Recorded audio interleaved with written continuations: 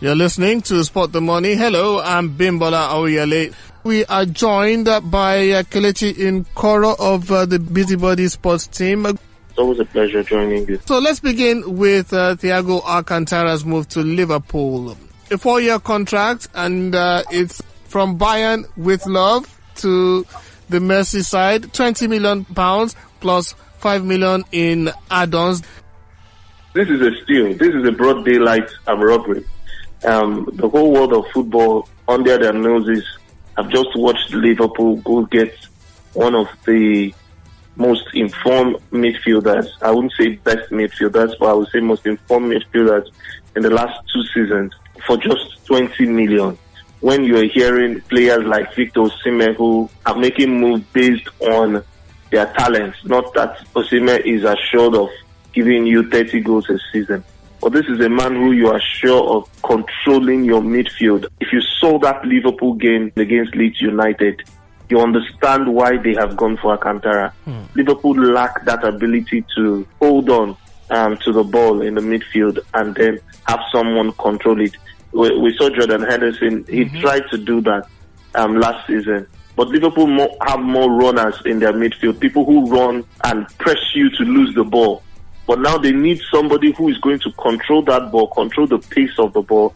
And we saw Thiago Alcantara with Bayern Munich do that throughout last season, last 2 seasons, throughout whenever he had been at Bayern Munich. We even know that he was actually tipped to take over from Xavi at a certain point in Barcelona, but due to lack of playing time, he had to move on to, make something of his career. How does Bayern make up for, losing Alcantara? And where does this leave Jordan Henderson in the Liverpool setup?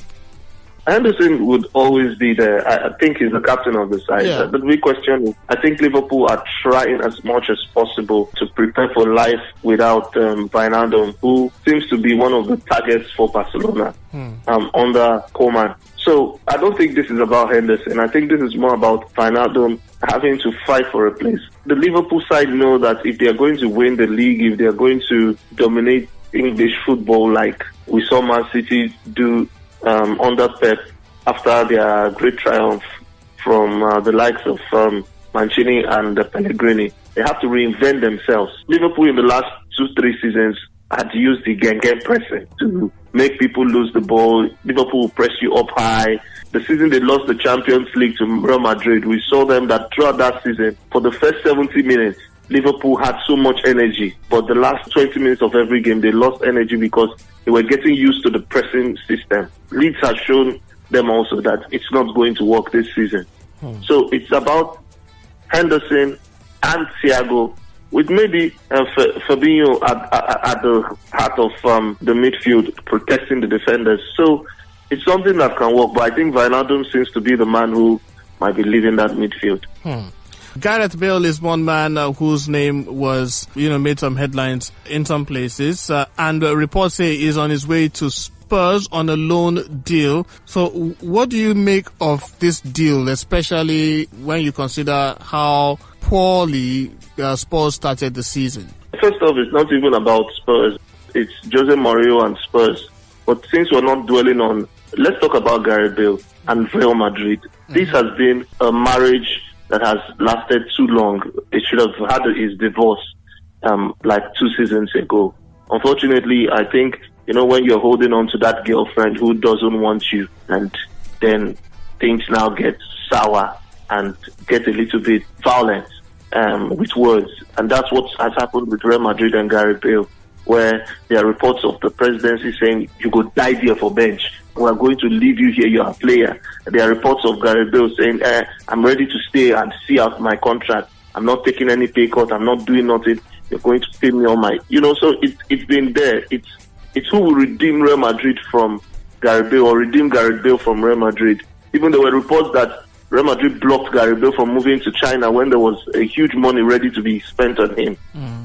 There were all these reports. It's good to hear that he's going back. Let's not forget So why are they allowed to release him to go to Spurs now? It might be that there's some balance in there for Real Madrid to have paid Spurs. That Real Madrid will be looking at it as, let's give you back the player who you gave to us and put us in this huge debt with you.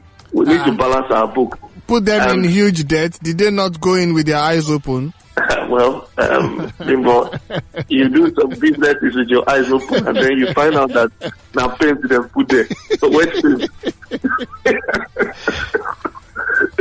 whatever happens between Spurs and Bale, it's not really their business. It's going to be a divorce that should have happened, and it's about to happen. Now, what it means for Spurs, Gareth Bale is still the player he used to be. He's still that technically gifted.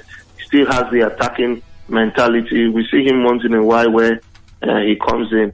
Now, the question would be, how would he be used? Will Gareth Bale come in and feel, oh, I am bigger than Harry Kane? One of the problems Jose Mourinho is having with the press and everybody in world football is how he has come in and Harry Kane is struggling to get the goals. I just hope that Mourinho has a plan to solve his problem, because he has serious problems, and trust me, if Spurs doesn't work for Jose Mourinho, he might be coaching Cagliari next season. You are saying Mourinho might end up like Ancelotti if he doesn't take time? He's on that way, because, and let's not forget that it's an industry where, just like the footballers, you are looking for the next big thing. There's a Leipzig coach who is showing that he's the next big thing. Bigger clubs will go for those kind of coaches. There's a school of thought who believes that Frank Lampard right now is building a squad for the Leipzig coach to come and take over from. There's a next big thing. Everyone is looking for the next big thing.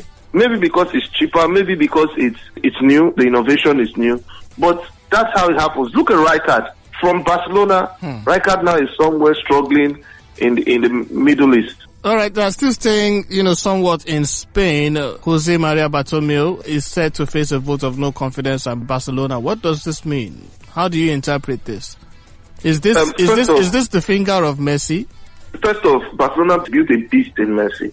They built an image in Messi. Then you don't go around and want to destroy what you built without being tactical. And I think that's where Bartomeu made a mistake. He should have been tactical about how he dealt with the exit he wanted from Messi, or whatever he wanted to do with Messi. Secondly, it's not like Barcelona has had a very bad result when it comes to the trophies and how their league seasons have been going. This is just the first time they've gone trophyless in how many years? But the dealings, and then Messi coming out to speak about it and sound like, oh, I love Barcelona so much, but we have an Adolf at the helms of affairs in Barcelona. The simple truth is there. Every deal Barcelona has done has not improved Barcelona under this man. Is it the Dembélés? Is it the Griezmanns? Is it even the scam of a deal that everybody is wondering what has been going on, of bringing Paulinho back, taking him away, he will come back, he will go back. There are a lot of deals that you can't put your hands on and say, this deal changed Barcelona. It's still taking you back to Laporte time when Barcelona had to do that revolution to bring on Lionel Messi back into the system. So, a lot of things are not going well for him. I think if that vote of no confidence is ever brought to the table, it's going to pass. All right, we are heading into match day 2 of the EPL this week, and the key match surely will be Liverpool versus Chelsea. First, what's your take on the opening day games that we saw? I know you mentioned a little bit of it where we were talking about Liverpool. And what's your preview of this Liverpool, Chelsea encounter? Starting with the first game, Arsenal are showing that maybe finally they have found that replacement they were looking for Wenger.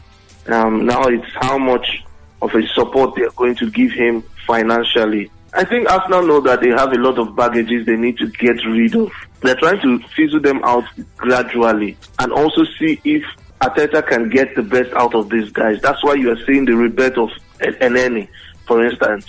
Because that was what Wenger did. Wenger managed the talent in the club. I still can't believe how Wenger got the best out of a player like Diaby. But Wenger did that. Wenger made players who you did not see as footballers. Players who Roy Keane would want to destroy Manchester United for. Wenger made those players look like legends at Arsenal. And that's what was gradually seen with Arteta. One thing is for sure, those simple games that you expect Arsenal to win, I think under Arteta they're going to win them. So that was what got me impressed by Arsenal showing in the opening game. For Liverpool, like I said, their style that they had used in the last 2 seasons looked like it was outdated because they struggled against Leeds.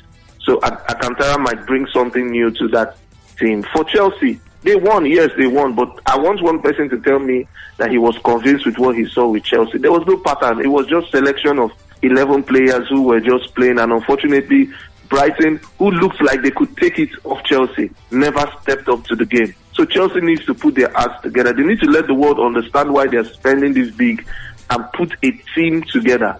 We have individuals showing that, yes, we saw a bit of Kai Havertz, we saw the pace of Timo Werner, but we also still saw the lapses in their defense from the goalkeeper, but also the defense. I think a lot of space was given to the Brighton player who got that shot out. So there are still things that needs to be done on the Chelsea side. I still think that Chelsea might not show us what that squad can give this season, but they will still make it to the floor for that for sure. We've not seen Man City or Manchester United play, so I can't say much. Everton might be the surprise team of this season because Ancelotti is back, getting them to win games and keep clean sheet. 2-2 now. No silly goals considered like we saw last season. So they might be the surprise side. Spurs might struggle. We saw them again. Some of these players are not giving Jose Mourinho what he wants.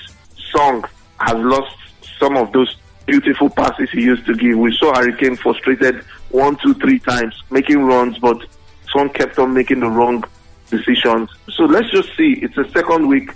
But Chelsea, Liverpool, unfortunately, I think I'll still stay with Liverpool for this one. I think Liverpool are a better team than Chelsea, and I think that will count when they play on Sunday. Okay, unfortunately, that's where we'll put a pin on it today, even though the FIFA rankings are out. Before I go, yeah. I just want to say this because I know that you're supposed to ask me about the FIFA ranking. Yeah.